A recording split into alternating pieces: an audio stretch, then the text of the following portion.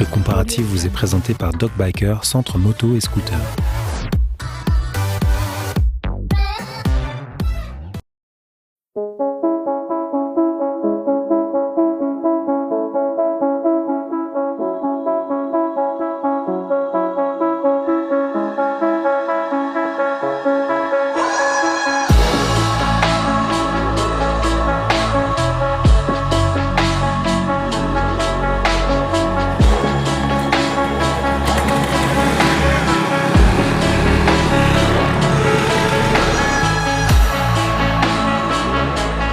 Bonjour à tous, bienvenue pour ce nouveau Déo et Débat, le premier de la rentrée. On est extrêmement heureux de vous retrouver pour une année entière de bonheur, de plaisir, d'essai, en bonne compagnie, puisque je me trouve avec Philippe Guillaume. Salut. Salut, ça va? Nouvellement arrivé dans cette équipe pour notre plus grand bonheur, à Mehdi Bermani. Salut. Salut Eric. Et moi-même.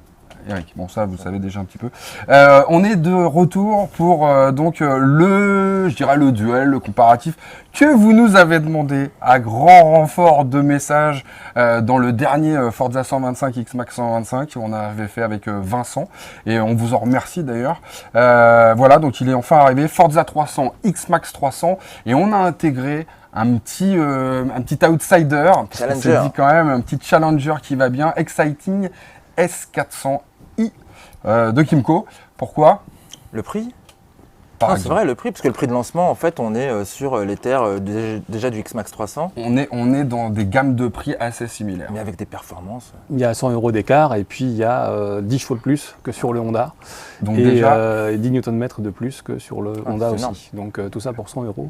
Mais on verra à la fin si ça mérite justement de s'y intéresser vraiment à cet Exciting ou non. Moi, ce que j'ai envie de faire avec vous, les gars, tout de suite, c'est peut-être de parler un petit peu de design. C'est quand même, alors, pas trois univers totalement différents, mais on sent quand même qu'il y a, quand on les croise dans la rue, on peut pas les confondre non plus, quoi. Non, on peut pas les confondre. Il y a une belle approche déjà parce qu'ils sont assez léchés, soignés, ils font moderne avec un petit peu leurs ensembles à LED. Moi, je trouve des ressemblances entre le Yamaha et le Kymco. GT Sport, voilà, une ambiance de sportivité qui se dégage un petit peu de ce look, alors que je le trouve un petit peu plus, pas consensuel, mais plus... Vous allez m'aider là? Ouais, plus classe, plus sophistiqué, le Forza, ouais, moins... Ouais, c'est vrai. Oui, alors moi je trouve que si tu veux, le Forza et le X-Max, c'est un peu les leaders de la catégorie, hein, c'est des scooters qui sont bien établis. Ce qui m'intéresse aussi, c'est que le Kymco, c'est pas un scooter au rabais, c'est pas la honte, c'est-à-dire t'as un scoot qui est un peu un challenger, on sait qu'en design, ils n'ont pas toujours été totalement en phase avec les Japonais. C'est bien, là, vraiment, tu regardes la finition, tu regardes les feux à LED à l'avant comme à l'arrière, tu regardes les proportions, tu regardes la qualité des équipements, t'as ça. Même la fabrication, qualité perçue, comme on dit. Ah ouais, qualité perçue, la peinture bleue satinée. Alors si vous n'aimez pas le bleu, il y a du blanc ou du noir, mais c'est aussi une peinture un peu mat satinée. Ouais. Donc franchement, on est sur quelque chose qui est assez valorisant. Après, moi, ce que j'adore sur ce Kymco là, et c'est la première fois que j'ai cette sensation, je ne l'ai pas eu avec la K550, c'est la planche de bord que je trouve super moderne. Voilà. Et ils ont fait un super effort là. C'est la plus moderne des trois selon moi. Enfin, très clairement, quand tu regardes X-Max, du coup maintenant on peut presque dire que ça a pris une petite claque. Là, elle est belle, c'est ça qui est terrible, elle est belle, leur planche de bord sur le X-Max, elle est jolie, mais alors quand tu vois celle du Forza, qui fait très automobile dans l'esprit, hein, d'ailleurs ça ressemble, moi j'ai des petites réminiscences de Gold là-dedans, tu vois, même la Goldwing, tu vois, je retrouve un peu cette ambiance très automobile, donc je trouve ça plutôt soigné, sympa, et surtout, tu sens à qui on s'adresse tout de suite, on cherche le permis B, le gars qui se prend un scoot pour échapper au bouchon, voilà, donc ça c'est bien fait, et alors après tu arrives sur le Kymco, on entre dans un autre univers avec le petit écran TFT couleur au milieu en guise de compteur, etc. Et pas que ça d'ailleurs. Et surtout l'application que tu charges sur ton smartphone qui te donne accès à un GPS intégré. C'est gratuit. Oui, l'application elle est gratuite. Alors tu as une carte de pays qui est gratuite, après il faut les payer. Donc si tu es frontalier dans un endroit un petit peu dense, genre près du Luxembourg ou ça, faut un peu acheter des cartos. Si tu es dans le centre de la France ou si tu restes en France ou ailleurs, en tout cas tu as ta cartographie. Alors après moi je rajouterais, je suis à la fois effectivement comme vous assez séduit part, je veux dire, la présentation c'est très moderne. Et puis encore une fois, on va ramener ça au niveau du prix. Je veux dire, c'est un équipement et une qualité assez étonnante. Par contre, je suis plus réservé sur le pavé, l'écran de gauche où c'est le compteur analogique classique, où c'est une succession de bâtonnets. En fait, tu vois rien du tout. Et on sait qu'aujourd'hui, à 1 km/h près, tu passes de bon citoyen à un délinquant qu'il faut lapider. Donc ça joue à pas grand-chose. Et puis sur la droite, tu as tout ce qu'il faut. Tu as jauge à essence, température d'eau, ordinateur de bord. L'ordinateur de bord pas tout à fait abouti parce qu'en fait, tu as une conso instantanée qui sert à rien. Parce qu'en gros, tu ouvres les gaz, tu bouffes à mort, tu fermes les gaz, tu consommes plus rien. T'as pas la moyenne. T'as pas la vitesse moyenne, le voltmètre. Bon, c'est pas un truc qui m'a jamais fait fantasmer. Alors que ça aurait été mieux de mettre la température extérieure. Température extérieure, ça aurait été bien. Voilà. Donc bon. Effectivement, en termes d'équipement, ces scouts, c'est pareil. Comme ça, en les regardant, on pourrait penser que c'est à peu près similaire. Bon, il y a quand même quelques différences. Oui. Notamment au niveau du freinage. Oui. Alors il y a double disque, frein radio, ABS Bosch 9.1, donc on est sur une définition, à la limite tu dis cet équipement-là, tu penses à un gros roadster sportif. On l'a sur un scooter, l'ABS n'est pas sensible plus que ça, tu as un bon feeling au levier. Effectivement, c'est un 400, donc il est un petit peu plus lourd que les autres, mais c'est pas non plus un Delta gigantesque. Donc c'est pour moi le meilleur freineur des trois. De toute façon, double disque 280. En diamètre, alors que les deux autres, tu vois, c'est un seul disque. Je vois 267 pour le 300, le X-Max, et 256 pour le Forza. Ce qui explique peut-être pourquoi moi, perso, franchement, au moment de la prise de frein, je suis encore un petit peu déçu par le freinage du Forza, que je trouve un peu spongieux. Il faut vraiment taper dedans pour que ça freine. Je trouve qu'il a de la consistance. Je trouve qu'il ne démérite pas ce freinage sur le Forza. Et puis, non, mais moi, par exemple, ça me demande de prendre les deux. Si vraiment je veux m'arrêter, moi je pèse certainement un petit peu plus lourd que vous. Pas beaucoup. Moi j'ai vraiment besoin de prendre les deux freins avec le Forza, ce qui n'est pas le cas avec le X-Max, qui pour le coup, je le trouve trop brutal. Tu as trop de transfert de charge sur le X-Max, ça le rend un peu trop foufou là. J'aime pas ça. Et effectivement, sur l'Exciting 400, alors là j'ai trouvé un vrai freinage, qui a une vraie. C'est avec le bruit là, comme sur les motos. Là on est sur le niveau de prestation d'un maxi scooter, d'un gros scooter, alors que c'est un 400 à 6 000 €. On est tout de suite un petit peu au-dessus des autres de ce point de vue. Après, on va quand même dire qu'il n'y a pas de sécurité en jeu. Je veux dire, les trois freinent bien, les trois sont sécurisés dans le trafic. On est juste dans le. Ils ont tous l'ABS. Ils ont tous l'ABS. Mais ils ne fonctionnent pas pareil. Moi, je trouve toujours décevant sur le Yamaha, rapport à ce que tu ressens dans les leviers quand il entre en action, sa façon de couper, remettre. Voilà, c'est un petit peu aussi décevant. parce que les suspensions sont, à mon sens, moins abouties sur le Yamaha, fourche trommole. Et puis l'arrière, c'est vraiment à la fois trop dur avec une détente qui n'est pas du tout contrôlée. Alors je sais, on était tous les deux à la présentation presse en Italie, ils étaient très très fiers de nous annoncer qu'ils ont beaucoup travaillé sur la qualité de l'amortissement arrière et sur le confort. On va comme leur dire qu'il faut aller rebosser un petit peu, parce que c'est à la fois pas ça, et puis la concurrence fait mieux. Donc on est sur ces nuances de comportement. Pour le coup, je trouve l'Exciting, alors encore une fois, peut-être un petit peu plus performant que les autres de ce point de vue-là, moi, en termes d'amortissement, mais je suis sûr que certains vont nous dire qu'est-ce qu'il est raide. Et c'est pas faux. En revanche, c'est vrai qu'à deux, alors tu vois, on a quand même beaucoup roulé, vous voyez certainement un petit peu d'image avec Clémentine. Elle a changé de scooter assez régulièrement pendant la journée, et vous pouvez le constater. Et bon, très clairement, c'est évidemment sur le Forza que moi j'ai trouvé que c'était presque le plus agréable de la porter. Je trouve qu'il y a un vrai feeling, il est agréable. On dirait qu'il a été conçu un petit peu pour rouler à deux, le Forza. L'amortissement est un petit peu plus raide, effectivement, sur le X-Max. Et sur le Kymco, là, pour le coup, tu la sens pas. Parce que comme tu as ce petit surcroît de puissance, etc., tu la sens pas du tout. Alors après, reste à savoir sur lequel elle se sentait le mieux. Moi, je sais. Elle nous en a parlé, c'est vrai. Alors, en troisième position, le Yamaha, parce que, ouvrons les guillemets, la selle est très large et à la fin de la journée, elle marchera comme un cow-boy. Ça, c'est, voilà, plus les amortisseurs dont on parle. On insiste beaucoup, mais en même temps, c'est un vrai défaut du Yamaha. C'est même pour moi son principal vrai défaut.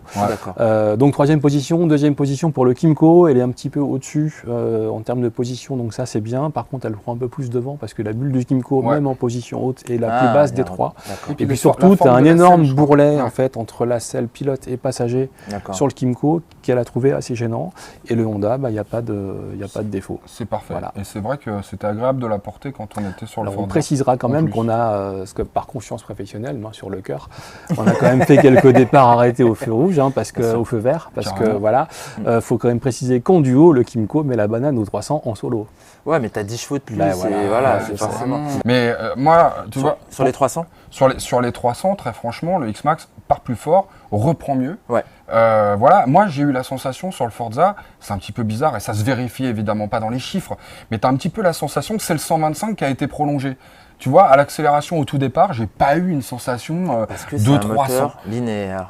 Mais c'est une question de sonorité, c'est une question de linéarité. En fait, il tracte très très bien. Ouais, il n'y a pas de souci. Bien sûr. Mais il est un petit peu avare en sensation. Ouais. Et pour le coup, pour un 300, eh ben, tu vois, j'aurais bien aimé un petit peu moins d'avarice et quand même tu vois, une bonne accroche au départ. Or, il démarre calmement et t'as pas l'avantage de l'idling stop. C'est-à-dire qu'ils n'ont pas mis ce système qui coupe le moteur, que je trouve super sur le 125 et qui, pour le coup, moi, aurait pu compenser. Tu vois, ça aurait pu compenser. Je me serais dit, ouais, mais t'as un idling stop. Mais il fait pas de bruit ce moteur sur le Forza 300. Alors que le X-Max, lui, est plus bruyant. Tu sens un petit peu plus de vibration. Il se passe quelque chose. Alors que l'autre est extrêmement doux, le Forza. Ouais, alors, ça, après, cette douceur, moi, au quotidien du Honda, je la trouve. Génial. Un scooter, c'est fait pour te rendre service, te faciliter la vie, oublier un peu que tu es sur un deux roues parce que tu vas quelque part et tout le reste, toutes les contraintes, tu les oublies. Et le Honda est magique pour ça. C'est d'une grande douceur. Tout est progressif, tout est bien calibré. Il reste toujours sur la même assiette, alors que le X-Max, quand t'accélères, t'as l'arrière qui se soulève et on reparlait encore de ces suspensions-là. Et là, ça se sent d'autant plus sur le 300 que, évidemment, comme tu as plus la pêche, cet effet où ça remonte un petit peu quand tu accélères, c'est plus présent encore que sur le 125. Et là, ça devient vraiment très important. Du moins, c'est très visible quand tu fais le comparatif. Parce que tu passes de l'un à l'autre et là, tout de suite, tu vois bien les comportements. Mais c'est pas attention, on voudrait pas donner cette sensation que c'est un mauvais scooter, le X-Max 300. C'est une tuerie quand même. Mais performance. Il a quand même, par rapport aux deux autres, là, on sent quand même peut-être une conception plus ancienne au final. Il est un peu plus ancien. Ouais. Je vais vous raconter une histoire courte. Et comme toutes les histoires, elles commencent par il était une fois. Il était une fois un mec qui roulait en scooter. Moi, ça m'est arrivé, j'en ai eu un dans ma vie. Et et puis un jour, je me regarde dans une glace à un feu rouge avec plein d'autres mecs. Tu sais, parce qu'en fait, c'est la guerre à Paris. Tu laisses 1 cm devant toi, tu as 3 types qui arrivent avec des expulses patibulaires et des casques modulables ridicules, tu vois. Et je me regarde dans une glace et je fais, j'appartiens pas à ça, la vie est trop courte pour rouler tri. Je l'ai vendu direct et j'ai acheté une moto. Et là, non. Bah non, et là ça faisait longtemps que j'ai pas eu dans le scooter et sincèrement ces scooters 300 et 400, je vais pas dire que je vais en racheter un, mais quand même ça te facilite la vie de commuteur urbain, c'est d'une facilité et en plus c'est le bon calibrage, t'as pas le prix délirant des maxi scooters, t'as pas le poids un peu encombrant de certains gros scooters, tu vois les 650 machins, t'es vite à 250 kg, c'est un petit peu gênant au quotidien, moi ça me plaît pas. 200, quoi qu'il arrive. Là t'es à moins de 200, c'est largement assez performant pour être à l'aise dans le trafic, au feu vert t'es le roi. C'est d'une facilité d'usage, tu t'amuses, c'est plaisant à conduire. Les châssis sont sains. Et en disant ça, je me dis que non, je vais résister, je vais pas en acheter un. Mais quand même, le niveau de prestation, il est bluffant. Il est vraiment bluffant. Puisqu'on parle de ça, c'est pareil en termes de position, protection, etc. C'est amusant, parce que quand tu les regardes comme ça, tu pourrais penser que tous les scooters se valent un peu en position et tout, ce qui n'est pas tout à fait vrai. Et étonnamment, moi j'ai plus de facilité peut-être à étendre les jambes sur le Forza que sur le X-Max, alors qu'il semble plus massif, le X-Max, tu vois. Pareil pour le Kymco, finalement, tu as une position qui est assez marrante. Alors, on n'est plus à l'époque où tu avais l'impression d'être en chopper, tu vois, avec le disque très haut et tout. C'est terminé, au contraire, c'est vachement bien. Et alors, tu as le Forza, tu vois, qui t'oblige presque à te mettre un petit peu en avant avec un guidon que je trouve assez bas, un peu plus étroit que sur le X-Max et le Kymco. Alors, c'est peut-être ça aussi qui fait ce côté un peu plus indolent au moment de ta prise d'angle, tu vois. Ouais, tu as peut-être moins de bras de levier, tu vois. Donc, du coup, c'est peut-être ça qui fait qu'au départ, tu as l'impression qu'il tourne un peu moins, qu'il est moins vif que les deux autres, ce qui n'est pas vrai en réalité. Il y va, et une fois qu'il y est, on l'a dit, c'est top. Voilà, ces positions sont pas désagréables. Il y a juste le X-Max, moi, à la selle, quand je suis dessus, j'ai l'impression d'être dans une petite cuvette un peu, ce qui n'est pas le cas des deux autres où j'ai l'impression de rester sur le dessus. Ok. Ouais, t'es content là? Ouais, je suis content. Ça te fait plaisir. Je les trouve moins confortables. C'était un moment de joie pour toi. Je te veux pas du mal, mec. Protection, on en est où de la protection? C'est proche. Alors, il y a un argument qui tourne un peu au marketing qui est la bulle électrique du scooter Honda. Bulle électrique sur un scooter 300, c'est quand même un équipement de gros GT et encore pas tout. T'imagines que la Goldwing, elle a attendu 25 ans avant de l'avoir. Donc voilà, après, sincèrement, est-ce qu'on modifie la hauteur de son pare-brise tous les jours en fonction Si t'as chaud, si t'as besoin d'avoir de l'air. Moi, je mets en position haute et puis je m'arrête là. Donc finalement. Toi, t'es grand. Moi, je trouvais que c'était cool. En ville, je le baisse comme ça, j'ai un petit peu plus d'air quand il fait chaud. Moi, je laisse en position haute et je la remonte. Donc du coup, pour moi, c'est un petit peu, c'est pas l'argument de vente décisif. Ce qu'il faut retenir en fait, c'est que malgré tout, c'est le Honda qui a la bulle la plus haute. Ça se joue à pas grand chose. Au-delà de la hauteur, il y a aussi la largeur et un peu les turbulences. Moi qui suis grand, effectivement, dans les 3 cas, je prends un petit peu de turbulence sur le haut du casque. bon, c'est pas la fin du monde non plus. Non, puis vu les vitesses, bon, on roule. Ça marche quand même. Ça roule quand même. On est surpris, on a même eu du mal. En fait, on peut pas aller au bout, quoi, puisque bon, c'est interdit. On est en France, mais enfin bon, ça doit quand même bien dépasser tout le 80. Ça dépasse facile le 80, 130 sur autoroute, c'est sûr. Après, sur circuit, je pense qu'on peut facilement atteindre les 140. On n'était pas parti en Allemagne avec ces 3 scouts? On a fait de l'Allemagne. Entre Meudon et Boulogne. C'est ça, on a fait de l'Allemagne, ça dépasse facilement 155 les 140. sur le Après, sur le 400. compteur, etc. Bon, faut relativiser les choses, mais oui, on est. Même en réel, je pense qu'on n'est pas loin des 140 pour les 3. Et puisqu'on en parlait justement des éléments qui sont vraiment décisifs pratiquement dans ce genre d'achat, il n'y a pas que le tarif, on en a parlé, mais il y a aussi la capacité d'emport. Sur un scooter, c'est hyper important. Et là, il y a des différences. Il y a des grosses différences puisque on disait tout à l'heure que, de mon sens, les amortisseurs, c'est le gros point faible du X-Max.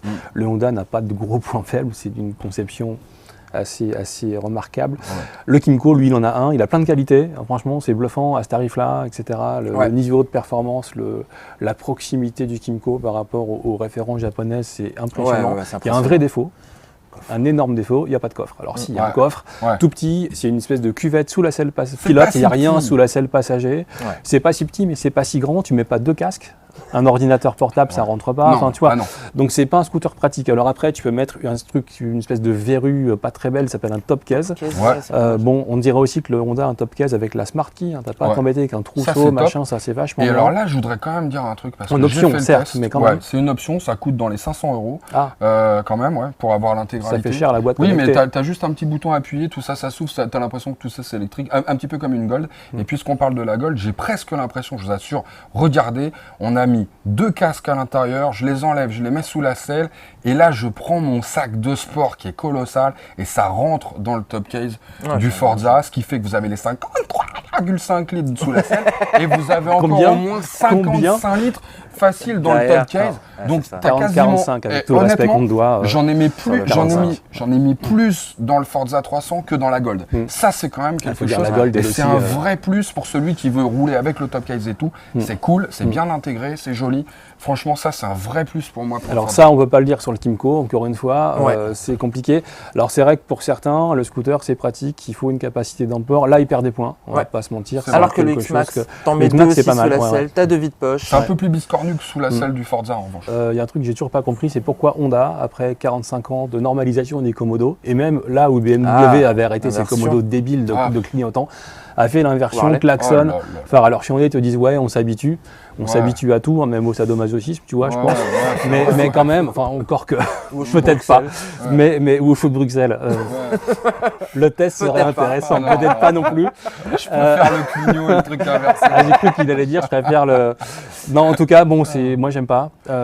J'aime pas. Une fois sur deux, tu klaxonnes alors qu'il faut. Mais quand t'es propriétaire, t'as plus ce problème. Ouais, mais en même temps, pourquoi ce qui est agaçant, c'est le bip bip des clignots sur le exciting. Ouais, mais ça rappelle une vieille Dacia. Moi, j'aime bien. Ah non, le tic, c'est ça.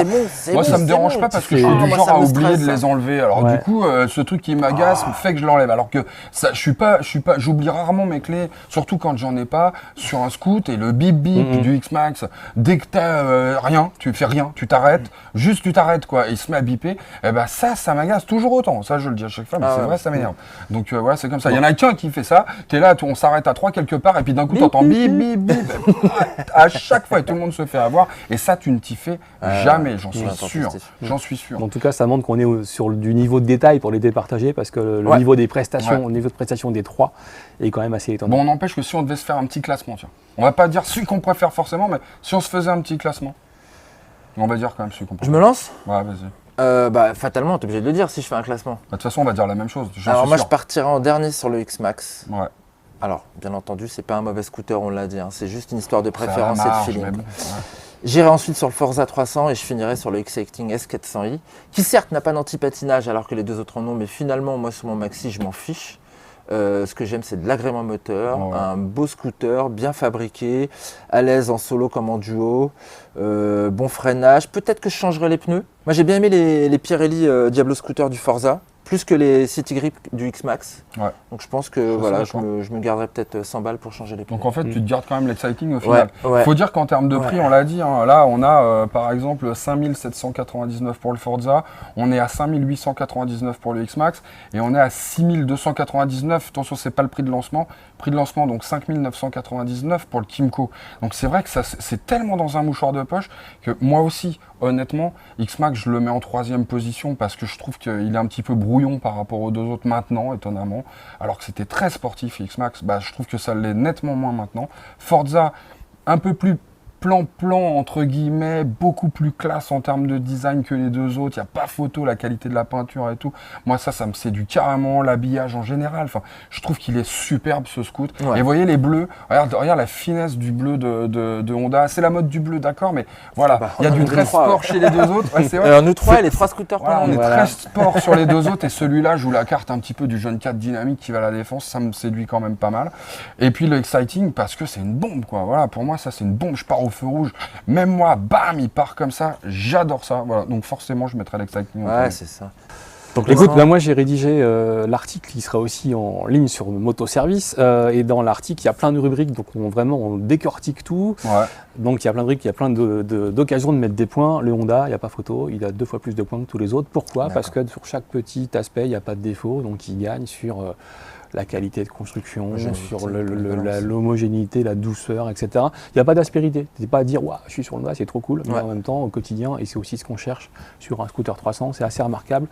Néanmoins, je suis comme vous, je pense qu'on a le même formatage cérébral, comme disait Wayne Gardner, give me more power. Give me more power, ouais, c'est ça. Non, si tu veux, le Kymco, sincèrement, le moteur, c'est quand même autre chose. Ouais. Et c'est d'autant plus autre chose qu'avoir un scooter plus gros, plus puissant, tu ne le payes jamais autrement. Alors, quand je dis le payer, c'est qu'il n'y a pas de désagrément. Il n'est pas moins bien en termes d'agilité, il n'est pas moins bien en ville, il n'est pas moins bien. Il est super facile à béquiller, par exemple, tu t'appuies sur la béquille, il monte tout seul. Donc, en fait, il est aussi évident dans un vrai usage quotidien de citadin, à part le coffre, mais ça on en a parlé. Je changerai les pneus aussi parce que les Maxxis sur le sec ça va, mais t'as pas de feeling. Sur le mouillé ça glissouille un peu plus vite que les autres. Il y a un bon freinage, il présente bien. Le moteur, franchement, il est bien. La question c'est est-ce qu'il inspire autant confiance que les Japonais aujourd'hui ? Ça c'est à vous de nous le dire. Est-ce que vous voyez plus avec un Kymco, avec un X-Max sur un 10 millions de scooters les dernières années, ils font un chiffre de $1 milliard de dollars. Ça fonctionne quoi. C'est pas un mec au fond d'un atelier qui a. Ah oui, on le sait. C'est clair. Écoute, donnez ça. Les amis, je vous remercie beaucoup. C'est déjà la fin. Je sais, on a fait court cette fois, mais je vous promets qu'on fera plus long les prochaines fois parce que je suis sûr qu'on peut y arriver. Et on vous remercie évidemment toujours d'être aussi fidèles. Laissez-nous des messages, mettez des likes, partagez cette vidéo, faites-vous plaisir. Regardez les autres si vous ne les avez pas encore regardés. Abonnez-vous à nos chaînes, à nos Facebook et tout. On a tout ce qu'il faut pour ça. Si vous voulez communiquer avec nous, c'est facile. Donc vous le faites. On vous dit à très bientôt. Et encore merci d'être toujours plus nombreux à nous regarder chaque semaine et chaque jour. Salut. Ciao. Ciao.